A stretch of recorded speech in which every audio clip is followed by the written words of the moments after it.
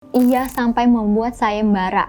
Barang siapa yang dapat membunuh Nabi Muhammad SAW, ia akan mendapatkan 100 unta. Wah, bayangin 100 unta. Kalau dirupiahin berapa ya? Auto kaya. Assalamualaikum warahmatullahi wabarakatuh. Halo Sobat Religi, ketemu lagi nih sama aku Alfia Sefira di Muslimpedia. Sobat Religi, kalian udah pernah dengar belum sih kisah laba-laba yang menyelamatkan Nabi Muhammad SAW? Kira-kira gimana ya cara laba-laba nyelamatin Nabi?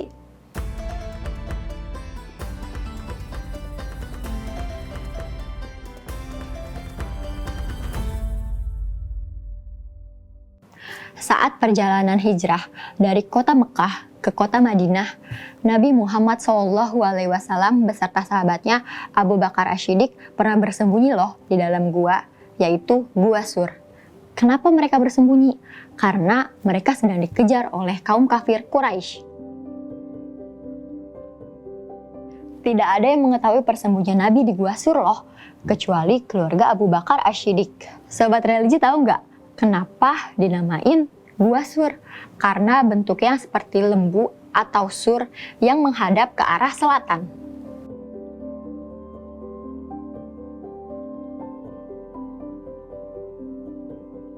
Sesampainya di Gua Sur, Abu Bakar As-Siddiq masuk terlebih dahulu untuk memastikan semuanya aman. Karena di dalam gua itu banyak banget tuh Sobat Religi, hewan-hewan kayak serangga, kalajengking, hewan-hewan bias tuh banyak banget di gua.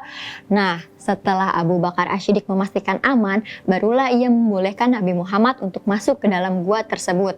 Setelah masuk ke dalam gua, Nabi Muhammad pun tertidur di pangkuan Abu Bakar As-Siddiq. Terlihat kaki Nabi yang tanpa alas kaki itu membengkak karena ia harus jalan dari kota Mekah ke kota Madinah. Coba deh teman-teman bayangin, gimana ya itu dari kota Mekah ke kota Madinah? Pasti capek banget kan?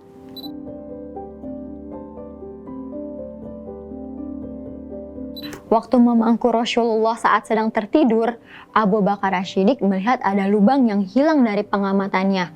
Kemudian muncullah kalajengking dari lubang tersebut. Abu Bakar As-Siddiq dengan cepat menutupnya dengan jempol kakinya supaya tidak mengenai Nabi Muhammad SAW. Tapi ternyata malah mengenai jempol Abu Bakar As-Siddiq dan ia pun merasa kesakitan sampai ke ulu hatinya. Lantas hal itu membuat Nabi Muhammad SAW yang tadinya dipangku langsung terbangun.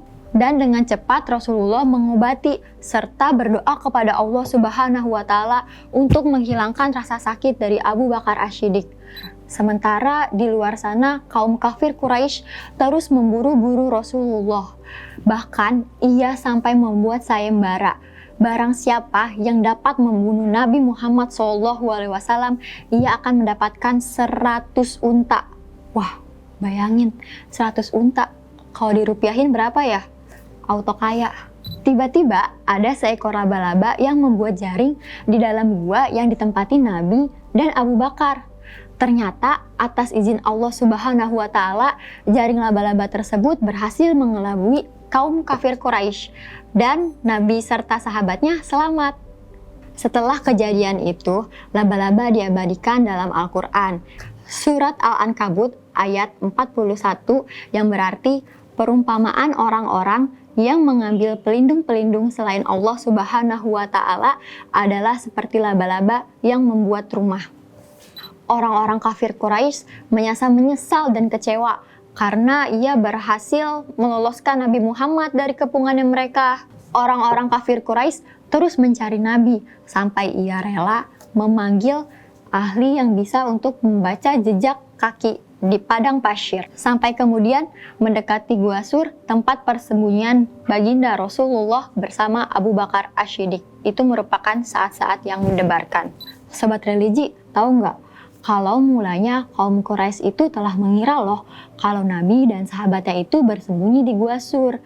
Namun ketika mereka melihat di depannya itu ada sarang laba-laba, ya secara logis gak mungkin dong ya ada orang masuk di situ. Sebenarnya saat itu kaum Quraisy sudah ada di Bukit Sur. Bahkan mereka melewati gua yang ditempati Nabi Muhammad SAW dan Abu Bakar Asy-Siddiq. Bahkan Abu Bakar Asy-Siddiq pun melihat telapak kaki mereka lewat.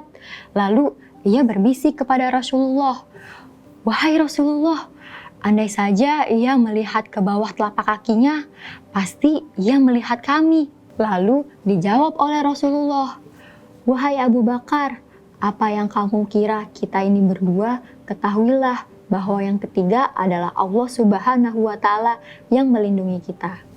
Nah, itu dia kisah menarik dari laba-laba yang dapat melindungi Nabi Muhammad SAW.